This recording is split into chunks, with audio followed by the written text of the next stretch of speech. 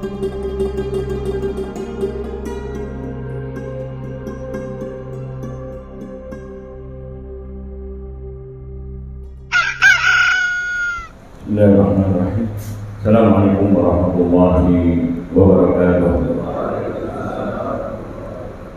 Alhamdulillah nahmaduhu wa nasta'inuhu wa nastahdihi wa na'udzu billahi min shururi anfusina wa min sayyiati a'malina. Man yahdihillahu fala mudilla lahu wa man yudlil fala hadiya lahu. Asyhadu an la ilaha illallah wa asyhadu anna Muhammadan abduhu wa rasuluhu wa la nabiyya ba'dah. Jamaah sekalian yang dirahmati Allah, mari kita awali majlis ini dengan bacaan basmalah bersama-sama. Bismillahirrahmanirrahim. Dan membaca doa yang pernah dihadiahkan dan pernah diberikan kepada kita sekalian dari doa orang-orang terdahulu yang ketika akan membuka taklim, mudah-mudahan Allah bukakan pintu hati kita dan ilmu kita menjadi ilmu yang bermanfaat untuk dunia dan akhirat kita. Amin. Masih dalam suasana bulan Syawal, bulan yang ba'da Ramadan, setelah kita belajar banyak di bulan yang penuh dengan keberkahan itu, mudah-mudahan pada hari ini kita masih mendapatkan keberkahan itu, terutama berkah umur kita, karena kemarin dari doa-doa yang dipanjatkan mudah-mudahan sampai kepada bulan Ramadan. Para salafus saleh ketika ba'da Ramadan itu adalah 6 bulannya evaluasi terhadap Ramadan yang dia kerjakan. 6 bulan berikutnya adalah persiapan untuk menghadapi Ramadan, sehingga selama 1 tahun penuh mudah-mudahan kita mendapatkan keberkahan itu. Setelah puasa Ramadan kemudian diikuti oleh 6 harinya disebut As-Saumu Dahri, yaitu seperti puasa setahun penuh. Hitungannya kalau 30 hari dilipat gandakan dengan 10 kali lipat adalah 300, dilengkapkan dengan 60 hari menjadi dilipat gandakan 60 hari sehingga penuh as-saumud dahri. Saumud dahri yaitu seperti puasa setahun penuh. Ad-dahru adalah juga seperti lautan yang penuh dengan kekeruhan. Siapa tahu di dalam kita menghadapi kehidupan ini adalah penuh dengan kekeruhan. Mari kita bersama-sama di subuh pagi hari ini kita belajar beberapa ayat yang pada tahun lalu ketika bulan seperti ini, bulan Syawal, kita membaca surat Ali Imran 133 yang menyeru tentang wasari'u ila maghfirah. Wasari'u ila maghfirah artinya adalah supaya bergegas. Di dalam ayat-ayat Al-Quran, saya baca beberapa tafsir. Sudut pandang ketika kita belajar tafsir, banyak ayat-ayat yang memberikan cahaya, sinar untuk memberikan sentuhan di dalam hati manusia. Siapa tahu pada waktu tertentu kita belum paham satu ayat itu, tapi di waktu yang lain kita semakin paham dan semakin mudah untuk mengamalkannya. Begitupun ayat-ayat Allah yang berkenaan dengan sebelum Ramadan kita baca tentang asupan. Ketika Allah perintahkan untuk semua manusia, ya ayyuhan nas, wahai sekalian manusia, kullu mimma fil ard, makanlah apa yang keluar dari muka bumi ini halalan thayyiban, yaitu asupannya baik dan juga halal. Pada bulan Ramadan diajak manusia untuk bertakwa. Ini Masya Allah ayat-ayat yang akan kita baca adalah setelah kita diajak untuk speed yang tinggi, yaitu bergegas kepada ampunan Allah, dan di bulan Ramadan disiapkan ampunan itu. Mudah-mudahan jamaah sekalian termasuk orang-orang yang mendapatkan ampunan itu. Sungguh beruntung, katakan dengan Muhammad, yaitu min utaqa. Utaqa artinya yang dibebaskan dari siksa api nerakanya Allah. Jangan sampai seperti orang-orang yang kafir, meskipun diseru tapi tetap enggan. Nanti kita baca. Jangan sampai seperti orang-orang yang kafir, ketika masuk nerakanya Allah, tahu ilmunya, melihat nerakanya Allah, baru yakin terhadap nerakanya Allah. Orang-orang mukmin ternyata diberikan rambu-rambu itu secara preventif. Saya ulangi, orang-orang mukmin diberikan kasih sayang oleh Allah secara preventif agar jangan sampai jatuh kepada nerakanya Allah yang sangat pedih. Mari kita pelajari ayat per ayat yang akan kita baca. Mudah-mudahan Allah ringankan langkah kita menuju tempat ini dalam suasana hati yang bahagia. Hati yang bahagia diikuti dengan keikhlasan, insya Allah langkahnya dua hal, yaitu diampuni dosa-dosanya dan ditinggikan derajatnya.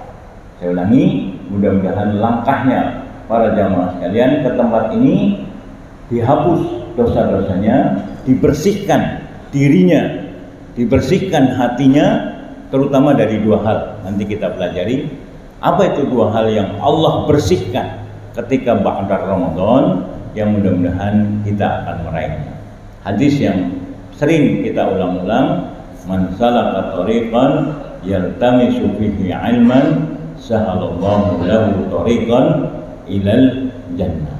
Ilal jannah artinya ini, kemarin bapak-bapak melakukan silaturahim baik kepada orang tua ataupun keluarganya masing-masing. Mudah-mudahan ini juga dalam rangka menjalankan perintah Kanjeng Nabi besar Muhammad SAW, yaitu barang siapa yang menyambung tali silaturahim, maka dia akan menuju surganya Allah Subhanahu wa taala. Yaitu sebaliknya, mafhum mukhalafahnya, siapa yang memutuskan tali silaturahim, maka akan didekatkan kepada nerakanya Allah Subhanahu wa taala. Untuk menuju surganya Allah, mari kita pelajari pelan-pelan ayat per ayat. Mudah-mudahan Allah berikan maghfirah kepada kita sekalian. Kita sebutkan bahwa ayat yang akan kita baca preventifnya. Apa itu yang diajarkan oleh Allah kepada orang-orang yang mukmin? Yang pertama, menggunakan kalimat la. Jadi yang ternyata diajarkan oleh Kanjeng Nabi besar Muhammad Sallallahu Alaihi Wasallam, kalimat tauhid itu diawali dengan huruf lam. Lam ada alifnya, maka itu meniadakan, supaya menyingkirkan, supaya menjauhkan. Pada ayat ini Allah tuntunkan, Allah berikan kasih sayangnya kepada orang beriman agar jangan mengikuti khutwa. Khutwa artinya adalah jamak daripada khutwah. Khutwah langkah. Setan mengajak manusia itu pelan-pelan, maka disebutkan khutwah. Kadang perintah ataupun larangan Allah yang telah diberikan dilanggar, diingkari, dijauhkan, agar manusia enggan untuk melakukannya. Contoh yang mudah yang sering kita rasakan, perintah Allah tentang sholat. Terima kasih. Perintah Allah tentang sholat, orang-orang mukmin yang sudah bergegas mudah untuk mengerjakannya. Namun biasanya tidak dicegah langsung. Setan mengantarkannya tunda saja. Biasanya akan mudah itu orang-orang yang sudah terbiasa, namun untuk menunda, kalau dilarang betul nggak mau. Tapi kalau ditunda, orang-orang yang sholat pun mengikutinya. Coba perhatikan khutuwat itu. Dan siapa tahu dengan pelan menunda, kemudian meninggalkan waktunya, dikerjakan tidak pada waktunya, lama-lama akan ringan untuk meninggalkannya. Maka Masya Allah, ini orang-orang yang beriman, kalau kemarin disuruh untuk puasa agar membersihkan diri, sekarang ini pembersihannya lebih lagi. La tattabi'u khutuwatis syaitan. Karena apa? Ini kemarin pada tahun lalu seperti bulan seperti ini, yaitu karena syaitan mengajaknya kepada fahsya wal munkar. Apa itu? Wa may yattabi' khutuwatis syaitan fa innahu ya'muru bil fahsya'i wal munkar. Yaitu senantiasa langkah-langkahnya pelan-pelan mengajak manusia kepada fahsya.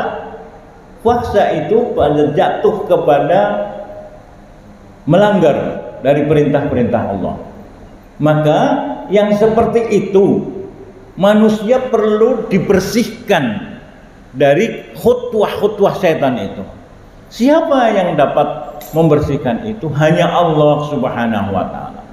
Maka kita memohon ampunan dan juga rahmat dari sisi Allah Subhanahu wa ta'ala.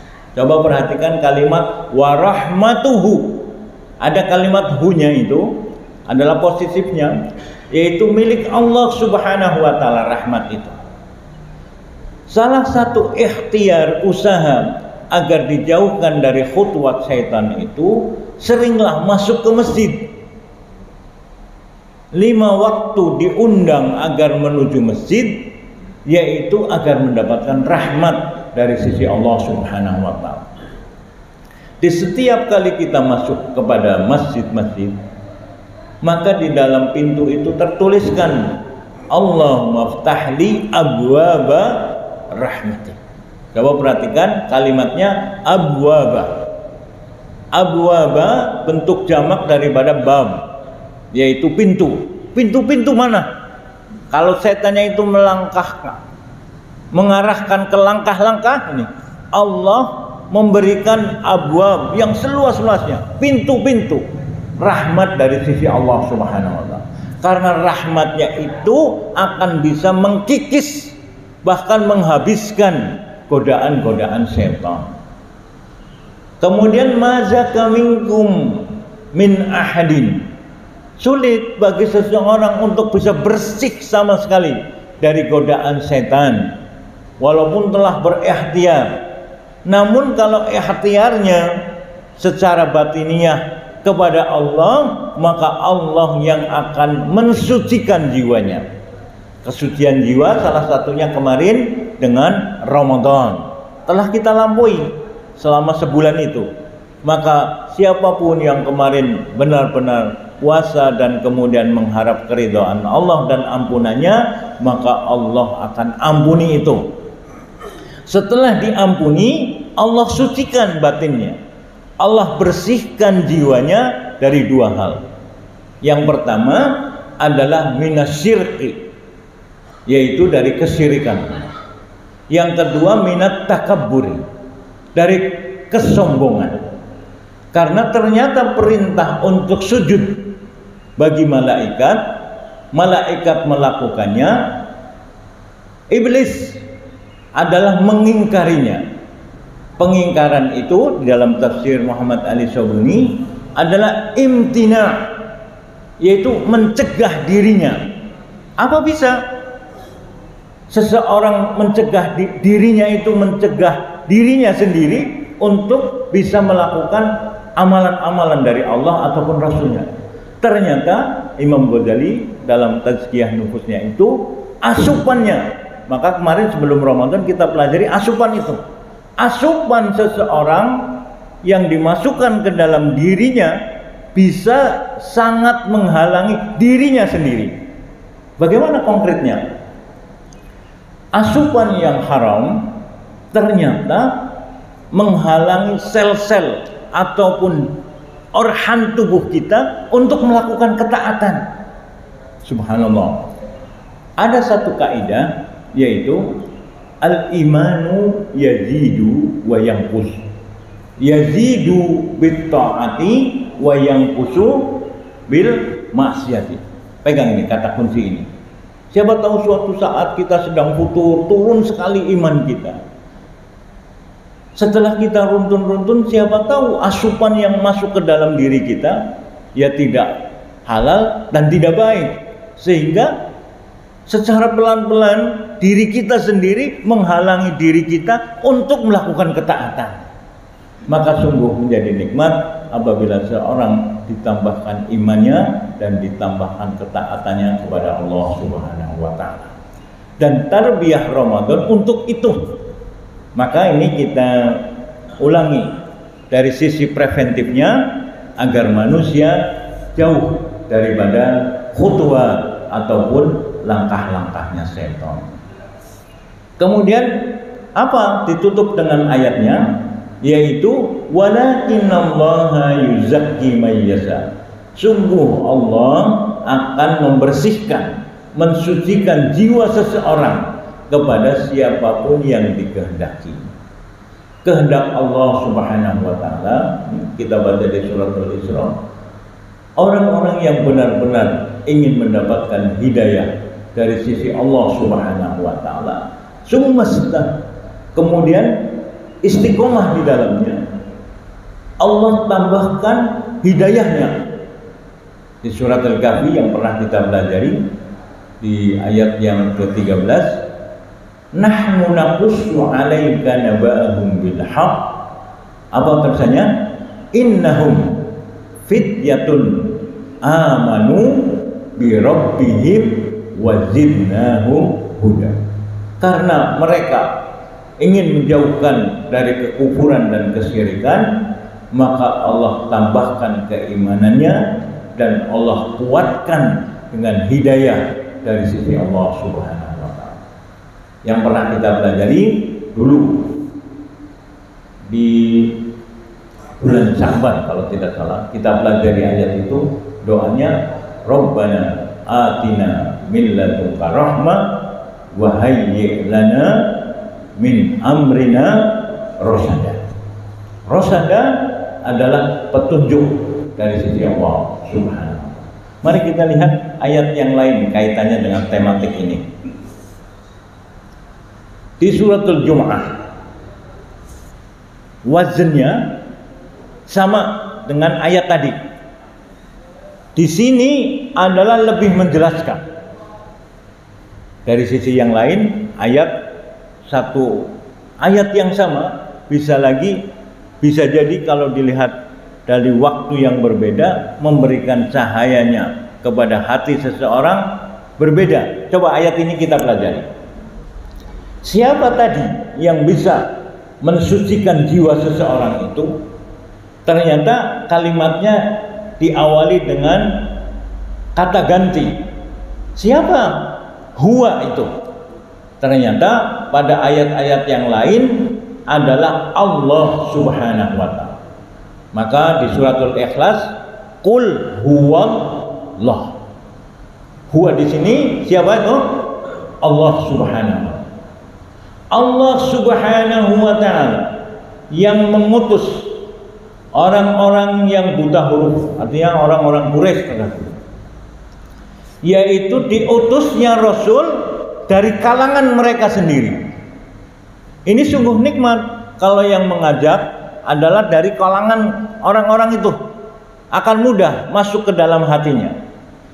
Kemudian apa tugas mengutus Rasul ataupun nabi-nabi Allah Subhanahu wa taala?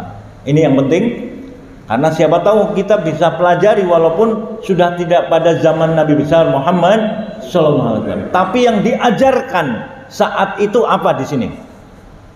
Dialah Allah yang mengutus Rasul kepada kaum yang buta huruf dari kalangan mereka sendiri. Apa tugas mereka? Tugas daripada Rasul itu yatlu alaihim ayati, menjelaskan, membaca. Di dalam ilmu tafsir ternyata mengungkapkan ayat-ayat Allah agar dijelaskan kepada manusia sehingga mudah untuk mengamalkan. Itu tugas Rasul, membacakan kepada mereka, yaitu orang-orang yang mendimad'u, yang diseru itu ayat-ayat Allah. Fungsinya untuk apa? menyucikan jiwa, yaitu orang-orang yang diseru.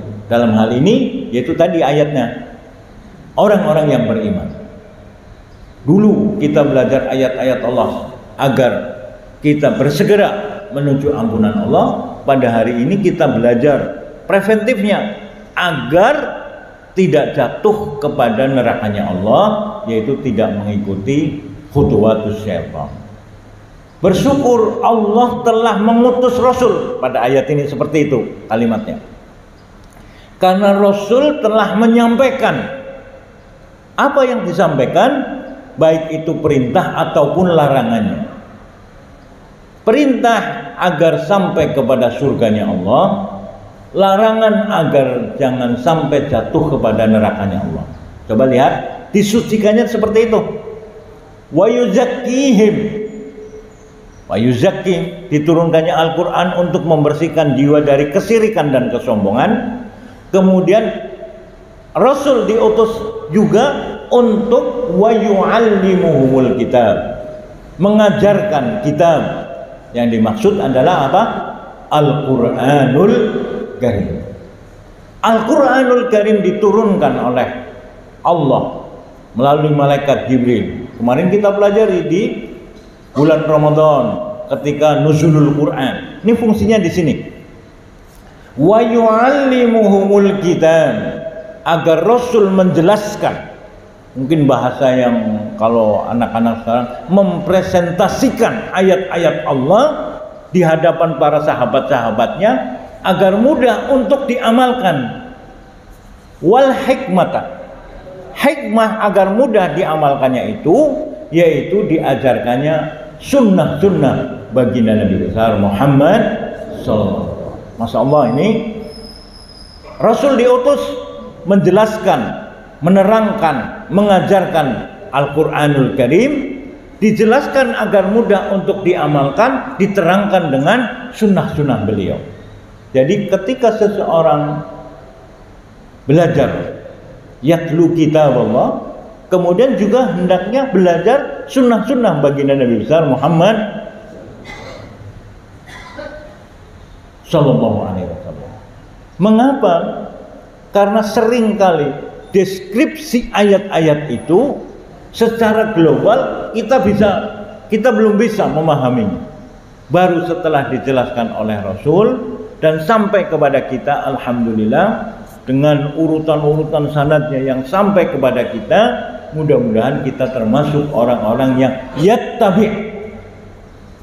Saya ulangi, mudah-mudahan kita termasuk orang-orang yang yattabi'. Ittiba' artinya mengikuti, bil ilm, dengan ilmu. Lain dengan muqallid. Muqallid meniru, tapi meniru-niru aja. Biasanya kalau orang yang meniru-niru akan mudah tidak melakukan karena tidak mempunyai dasar ilmu yang kuat. Tapi mudah-mudahan para jamaah sekalian Anda termasuk orang-orang yang ittiba'. Maka didoakan di setiap khutbah itu, mudah-mudahan kita termasuk orang yang mengikuti apa yang dibawa oleh baginda Nabi besar Muhammad Sallallahu Alaihi Wasallam. Itulah pelan-pelan ayat-ayat yang kita pelajari, mudah-mudahan semakin masuk ke dalam diri kita, sehingga ketika satu ayat terbacakan 1000 amal dilakukan. Lain halnya dengan orang kafir ataupun orang munafik, 1000 ayat dibacakan tanpa amal mengikutinya. Akan nikmat orang beriman, satu ayat dibacakan maka balik, sampaikan satu ayat per ayat, tapi mengantarkan kepada puluhan ataupun ribuan amal. Inilah yang mudah-mudahan amal-amal kita termasuk amal-amal yang didasari dengan iman dan juga ilmu. Amin ya robbal alamin. Kalau tanpa itu kita termasuk orang-orang yang sesat nih. Wa in kanu min qablu la fi dhalalin mubin. Sungguh benar-benar kalau kita tidak mengikuti kitabnya ataupun sunnahnya, maka benar-benar kita dalam kesesatan yang nyata. Dan ini orang-orang Quraisy mengalami ini. Dan kita mudah-mudahan dalam proses untuk bisa membaca Al-Quran dan mengikuti sunnah baginda Nabi besar Muhammad SAW. Karena ketahuilah para jamaah sekalian, apabila terbacakan ayat-ayat Allah ini, kalau di situ, maka wajilat qulubuhum wa idza tuliyat alaihim ayat zadathum iman. Kalau dibaca satu ayat saja, maka akan bergetar hatinya dan menambah keimanannya. Kemudian tawakal kepada Allah Subhanahu wa taala. Ini kita pernah pelajari. Mari kita coba lihat ayat-ayat berikutnya. Ayat ini menjelaskan kepada kita sekalian ketika Allah Subhanahu wa taala memerintahkan untuk sujud kepada malaikat, sujudnya kepada Adam. Kita baca ternyata di dalam tafsir apa yang dijelaskan tentang sujud di sini. Sujud di sini bukan untuk ibadah, namun adalah takriman. Takrim adalah menghormati. Menghormatinya itu karena ilmu yang dilebihkan oleh Allah kepada Adam. Namun apa yang dilakukan oleh iblis ketika mendapatkan perintah itu? Aba. Kalimat aba ternyata imtana'a. Imtana'a artinya adalah litamakkun. Imtana'a litamakkun, yaitu menghalangi, mencegah agar tidak melakukan sesuatu. Ini bisa jadi kalimat yang mudah adalah aba di sini enggan untuk mengamalkannya. Keengganan itu karena apa? Wastakbara.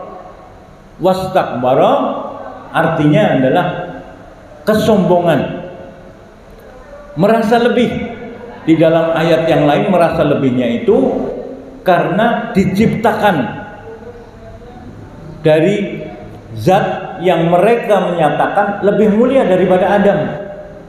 Jadi bisa jadi kesombongan itu terjadi karena merasa asal usul yang ada sekarang ini, bisa jadi karena lebih daripada yang dikaruniakan Allah kepada seseorang itu. Pada ayat ini adalah merasa lebih dan enggan untuk melakukan perintah Allah karena kesombongannya, karena merasa asal usulnya lebih baik daripada orang yang diperintahkan untuk takriman. Wa kana minal kafirin. Iblis itu di dalam keterangan yang lain, iblis itu adalah salah satu nama dari setan juga, atau tapi dari golongan setan. Maka ayat yang tadi kita baca, la tattabi'u khutuwatis syaitan. Kalau dikaitkan dengan ayat ini, syaitan itu bagian daripada yang iblis itu karena aba, enggan di mana imtana, melarang. Kalau tadi ajakan untuk sholat yang kita contohkan, bisa jadi setan itu tidak melarang, tapi supaya manusia enggan untuk melakukannya karena khutuwatnya itu. Maka lama-kelamaan, pelan-pelan agar manusia itu jadi orang-orang yang kafir.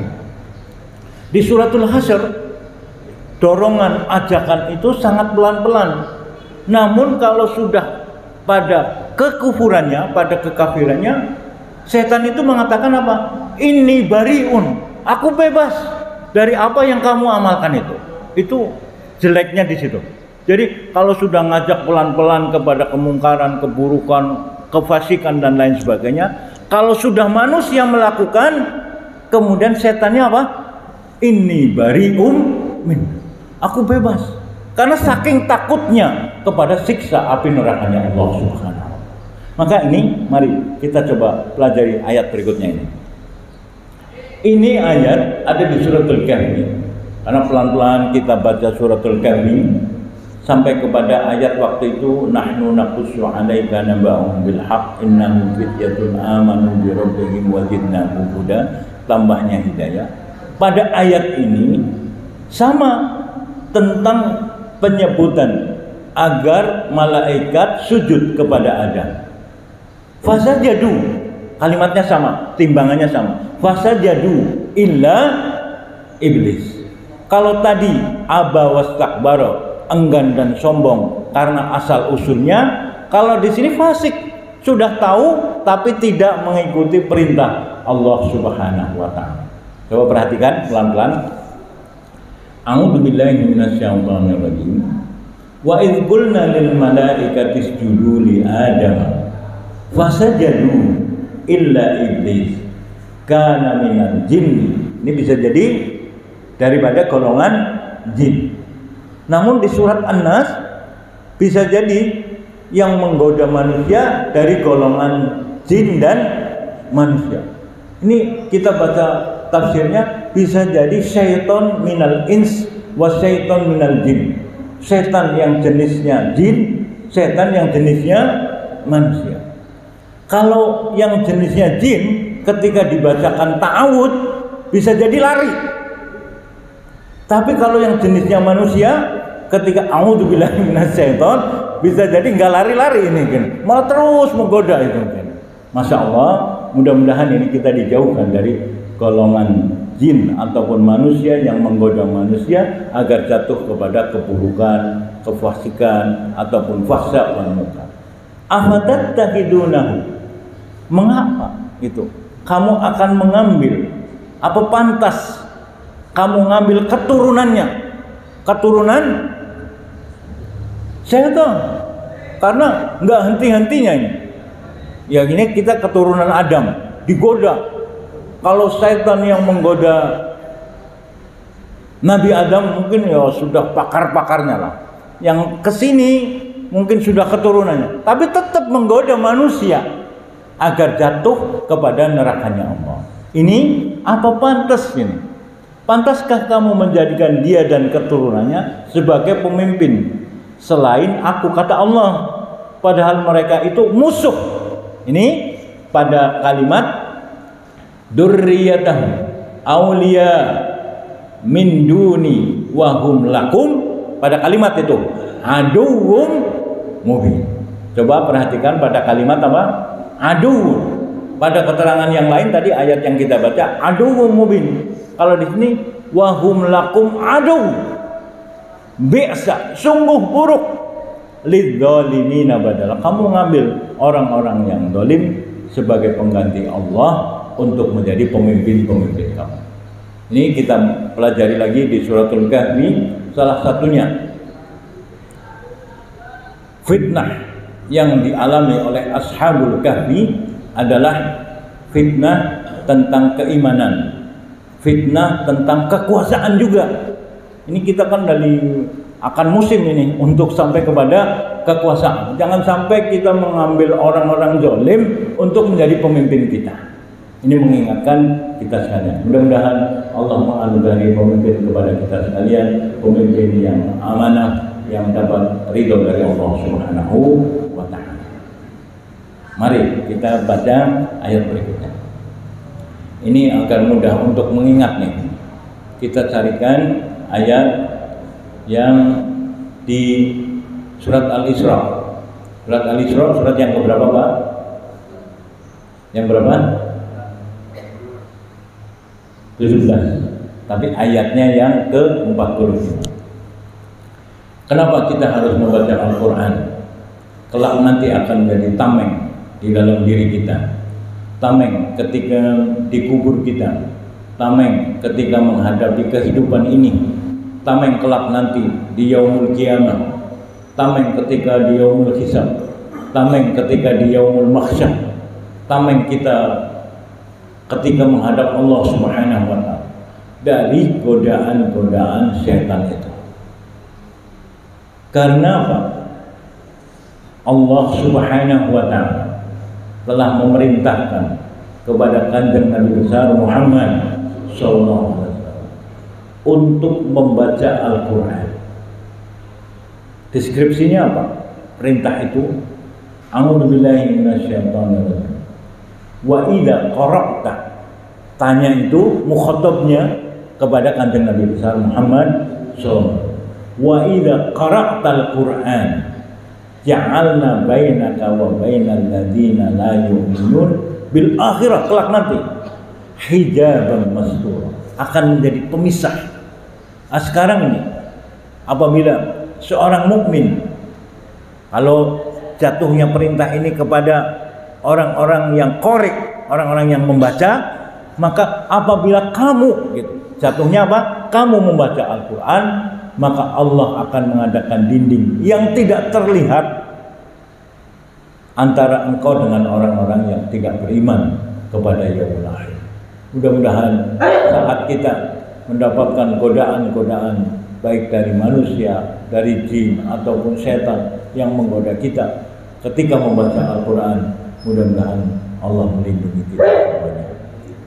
Salah satu ikhtiar, usaha agar tidak diganggu di rumah kita, bacalah surat Al-Baqarah di dalam rumah kita masing-masing.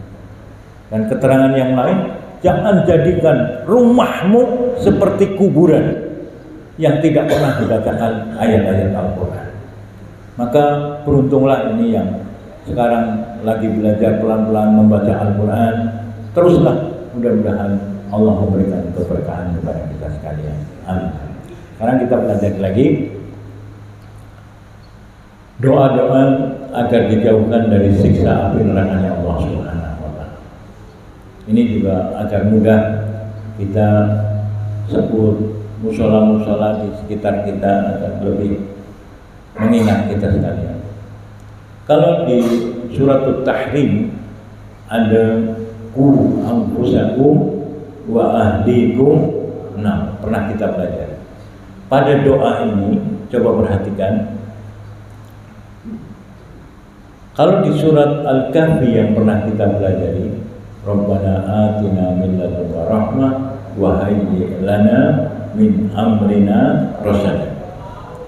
Di situ dan dalam tafsir Muhammad Ali Sobri, Allah akan siapkan atina, yaitu anugerah, fasilitas apa yang mudah untuk mengantarkan keimanan dan dijauhkan daripada kekufuran.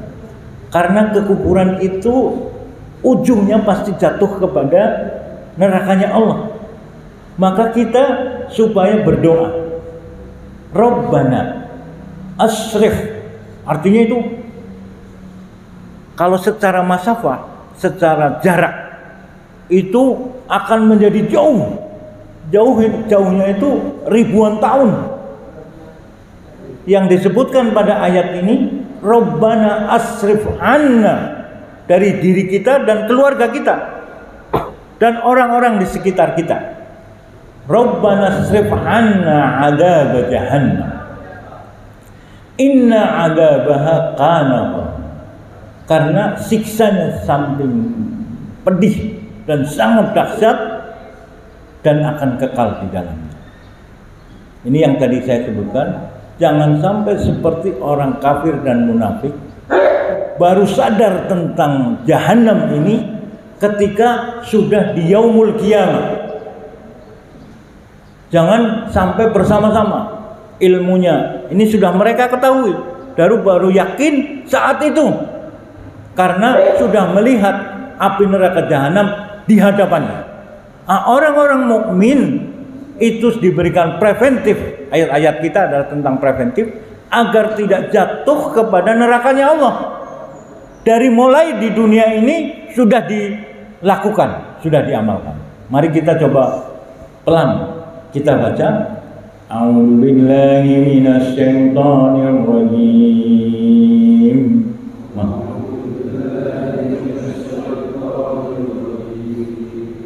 Walladzina yaqulun. Sekarang doanya, Rabbana asrif anna adzab jahannam. Pendek kan? Rabbana asrif anna adzab jahannam. Kenapa ini? Inna, kita sudah belajar berkali-kali. Inna adalah harfu taukid.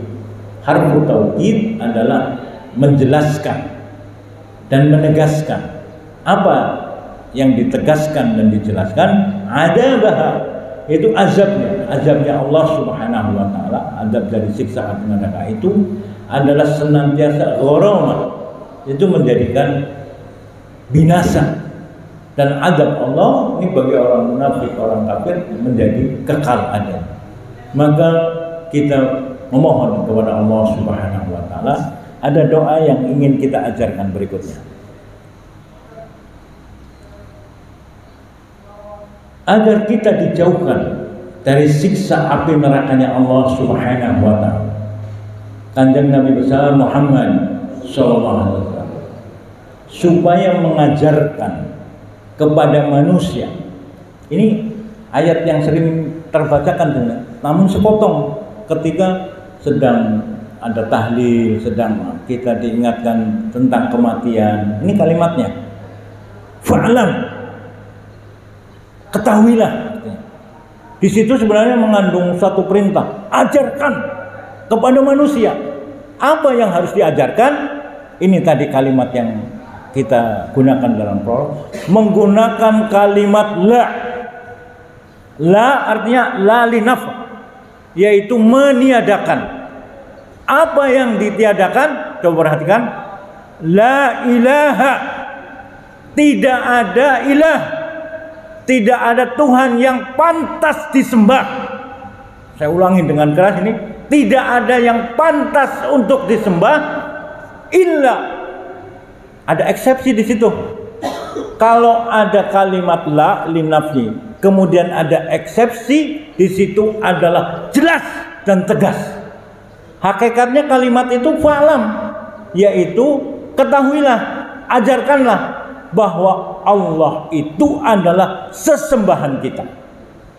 Meniadakan dulu. Jadi kalimat yang diajarkan Kanjeng Nabi besar Muhammad sallallahu alaihi wasallam, la ilaha, la ilaha. Pertama itu aja diajarkan tentang ketauhidannya, agar manusia tidak jatuh kepada kesyirikan dan memunculkan Allah Subhanahu wa taala sebagai sesembahan. Kalaulah kita keliru, kalaulah kita salah, kalaulah kita wastaghfir, istighfar. Banyak sekali perintah-perintah Allah dan Rasulnya supaya manusia istighfar kepada Allah Subhanahu wa taala. Nabiullah Adam ketika melakukan kekeliruan, supaya apa? Berdoa dan istighfar.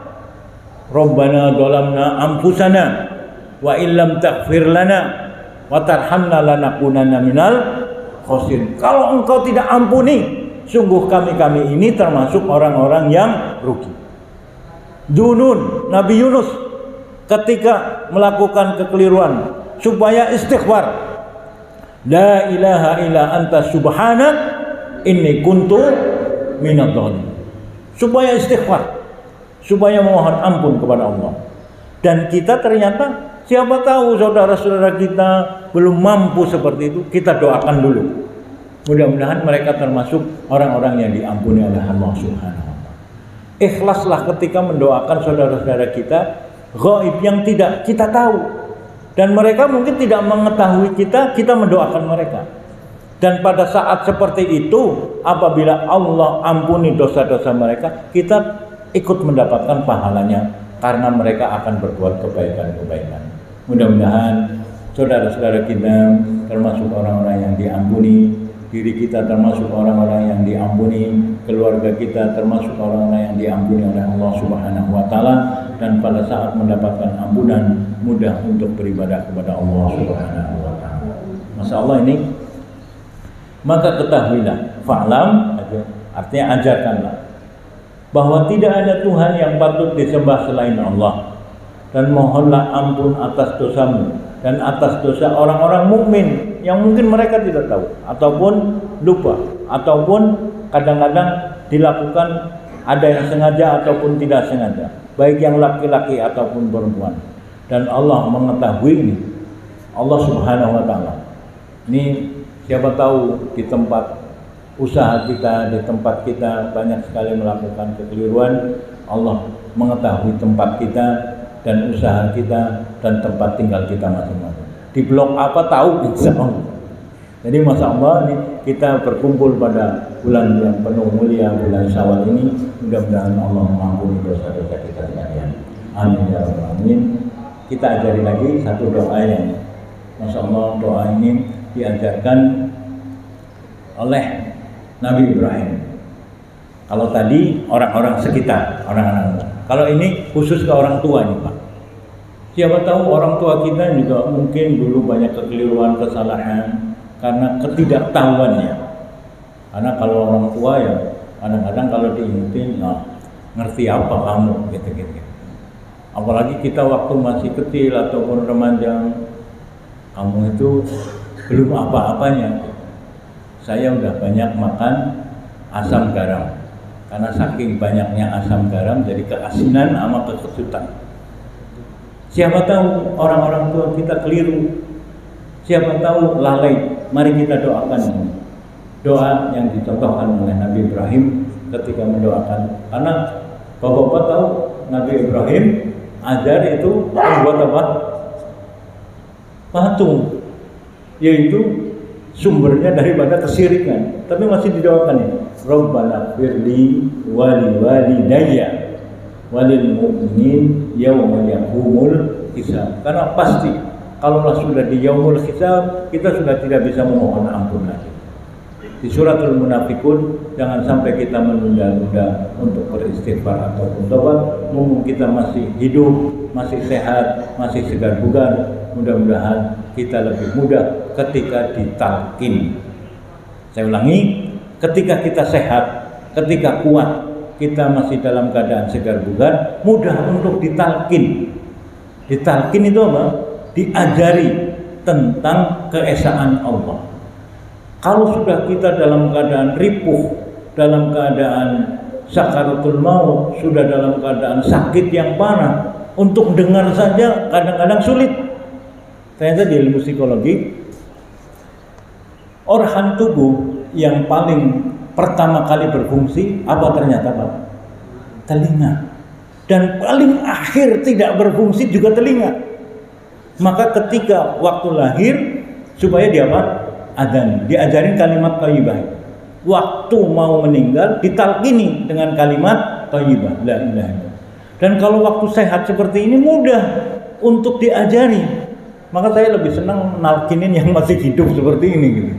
Kalau sudah Masya Allah sakarat sudah itu ya mungkin tolong tuntunin. Tapi usaha mereka sendiri sudah sulit untuk apa? Mendengar. Maka ini ayat ini bisa mengingatkan kita sekalian, salah satunya doa ini.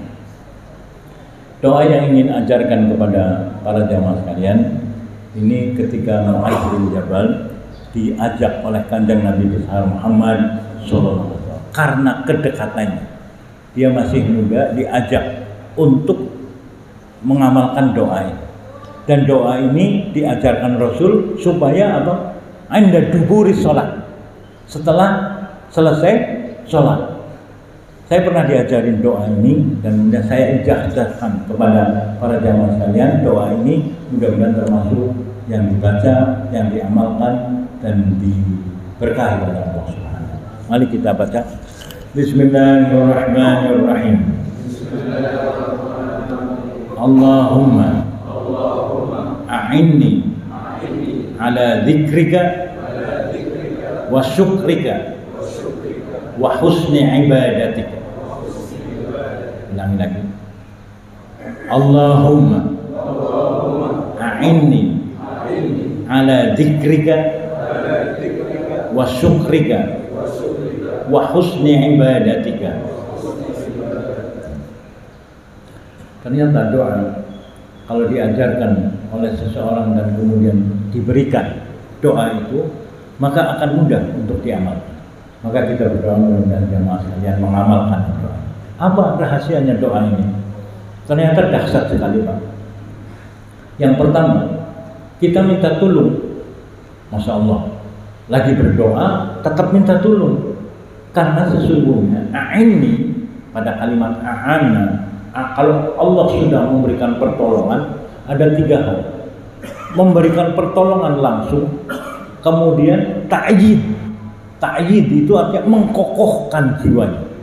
Kalau sudah dikokohkan jiwanya, maka akan diampuni dosa-dosanya.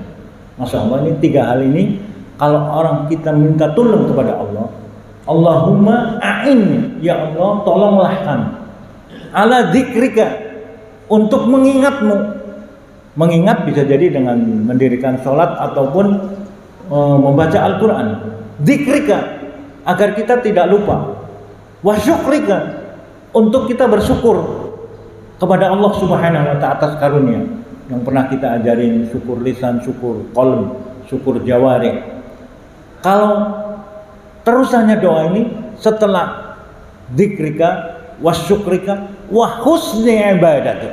Ini yang penting titiknya di sini. Husni ibadati artinya ada sebaik-baiknya ibadah. Sebaiknya ibadah itu yang kita pelajari ya ikhlas, yang mengikuti tuntunan baginda Nabi besar Muhammad sallallahu alaihi wasallam. Dan ini yang diperintahkan Allah. Wa'bud rabbaka hatta ya'tiyakal yakin. Terus sembahlah, terus ibadahlah kepada Allah sampai datangnya yakin. Hatta ya'tiyakal yakin. Yakin ternyata di dalam tafsirannya adalah maut, kematian. Kenapa yakin itu kaitannya dengan kematian? Karena yakin tidak balik lagi ke dunia ini. Masya Allah, mumpung kita masih di dunia ini, jangan sampai baru ilmu itu mau diamalkan, kita sudah tidak bisa mengamalkan. Kuncinya ini. Masya Allah, ada salah satu doa lagi yang kita pelajari. Ini pada 2 bulan yang lalu. Ya Allah, perbaikilah urusan agamaku yang menjadi pegangan di setiap urusanku. Perbaikilah duniaku, disitulah urusan kehidupanku. Kita masih di dunia ini. Perbaiki akhiratku, karena kelak nanti kita akan kembali ke sana. Jadikanlah hidupku ini semua adalah tambahan-tambahan dan kesempatan untuk memperbanyak amal kebajikan. Ini di dunia masih darul amal, nanti di akhirat darul jannah. Dan jadikanlah kematianku sebagai tempat istirahat dari segala keburukan dan kejahatan. Mudah-mudahan Allah memberikan barokah kepada kita sekalian, umur kita menjadi umur yang barokah. Amin ya rabbal alamin. Kita ada salah satu doa lagi, tapi insya Allah kita tutupkan kepada satu doa ini, yaitu doa kafaratul majlis. Mari kita sama-sama membaca doa kafaratul majlis bersama-sama. Subhanallah, Allahumma wa bihamdika, asyhadu an la ilaha illa anta, astaghfiruka wa atubu ilaik. Terima kasih, jazakumullah khairan. Mudah-mudahan di subuh pagi hari ini, setelah kita sholat subuh tadi diawali dengan rakaatain qoblal fajar, kemudian kita bisa sama-sama waktu surut seperti ini kita bisa bertaklim. Mudah-mudahan semuanya diganjar seperti sedang umroh, dan umrohnya umroh yang sempurna. Amin ya rabbal alamin. Billahi taufiq wal hidayah. Assalamualaikum warahmatullahi wabarakatuh.